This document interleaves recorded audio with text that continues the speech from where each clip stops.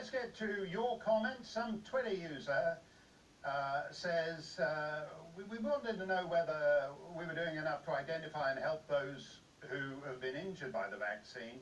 And the Twitter user goes, oh, maybe are we doing enough to identify and highlight those that have died because they didn't have the vaccine? You know, we've talked about this over and over, but the brain dead, follow the science zombies. You need to look at the last numbers that were issued, the vaccine surveillance report issued at the beginning of April by the UK Health Security Agency. The overwhelming majority of cases, up to 75, getting close to 80%, are among those who have been jabbed, jab, and you still get the vaccine, and you still pass on the vaccine. And in fact, the triple vaccinated account for 3/4 of COVID deaths in the last vaccine surveillance report this government issued, and then it didn't like the way those numbers were off the charts, and so it decided it wouldn't issue its weekly vaccine surveillance report. So you can laugh at this, because I guess it's pretty funny to you. Oh yeah, they took the vaccine and they died, but it doesn't matter. It doesn't matter to you, because take the vaccine, follow the science, must be a good little compliant brain-dead zombie. Look at the numbers in the vaccine surveillance report. This is a national scandal. And the fact that it goes unreported, even in as stupidly over-regulated a media environment as the United Kingdom's, is actually quite disgraceful. So you can laugh at widows. I'm glad that gives you a laugh. Whoop it up, baby. But in the end, the numbers, we've discussed them on this show with statisticians and with doctors.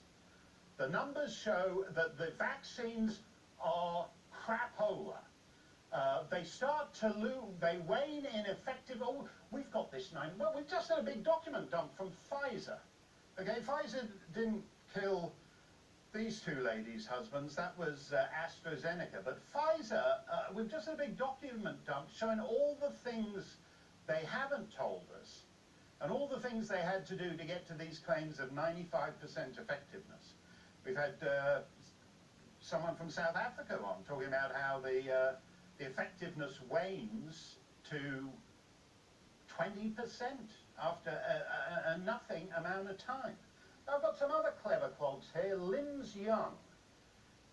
Lims Young says, he or she mockingly quotes me saying the COVID vaccine doesn't stop you getting the vaccine or spreading the vaccine. I swear on my God's life, that's what he said.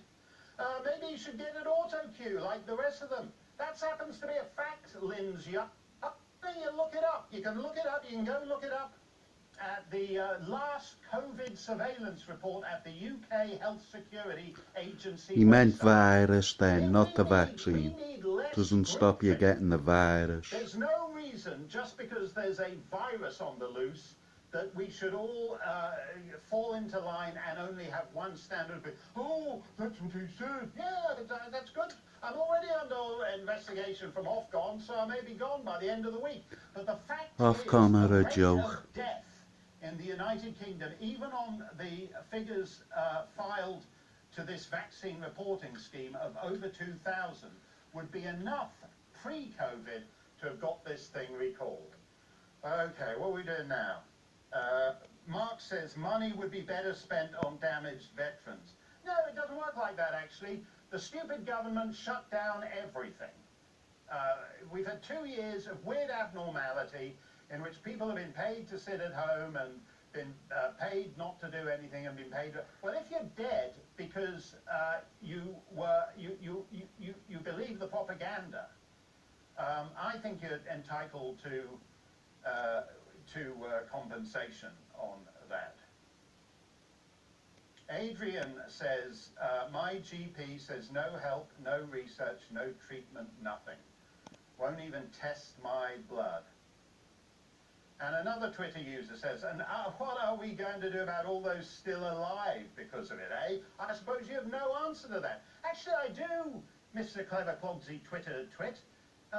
It's increasingly clear that if you look at the numbers, and I encourage you to do that, If necessary, call a statistician. You'll get to see a statistician a lot quicker than you'll get to see a GP. You should look at the numbers, and basically what it shows is that survival rates for the vaccinated and unvaccinated make little difference as each passing day goes by. No 32-year-old in good health, no 32-year-old, unless he's got the most extraordinary underlying conditions, needed to take that vaccine. It's time to man up and stop following the groupthink media. Stop following all the pseudo-butch types. Good morning, Britain. Oh, yes, yes, yes. We need another lockdown. Need to have a big 3-month lockdown. Oh, suddenly inflation's back. Why aren't you doing anything about that? The pseudo-butch media is going to get you killed. Okay, as we've discussed with Viscount Ridley on this show, we still don't know